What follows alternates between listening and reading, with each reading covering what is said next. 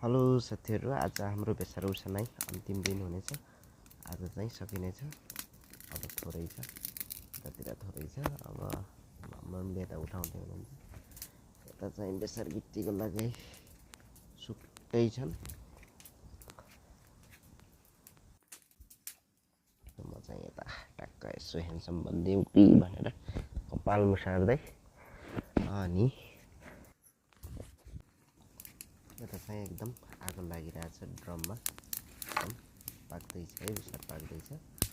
अनि यता हाम्रो बुवाले छुट्टै आफ्नो तरिकाले फेरि डोको बुनाइ चलिरहेछ है हाम्रो बाबाको। फेरि ल हाम्रो बाबालाई सबैले एकदम भाइरल बनाइदिनुहोस्।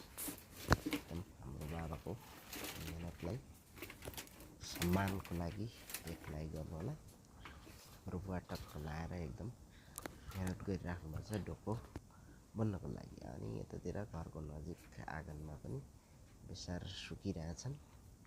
गिट्टी बनाउनको लागि बेसार यसरी सुकाइन्छ। अनि सर्लक्क लाएर हामी चाहिँ फेरि मम्मी भएको ठाउँतर्फ जाँदैछौँ। यता चाहिँ साइना भाइ एकदम बिन्दास तरिकाले चिल पाराले ढलिरहेछ। मम्मी यता बेसार भर्ने काम निरन्तरता चलिरहेछ। यता बेसारको ठुलो ठुलो गानाहरू सुकाइरहेछौँ हामीले। ठुलो भएर काटेछौँ। अनि तल पनि बेसार छ, यहाँनिर थोरै पनि सुकाएका छौँ। यता आलुबारी टक्क आलु बढिरहेछ। बाख्राहरू चिल पाराले घाम तापिरहेछन्। ल आजलाई यति नै, छुट्टिन्छौँ। बाई बाई, फेरि भेटौँला।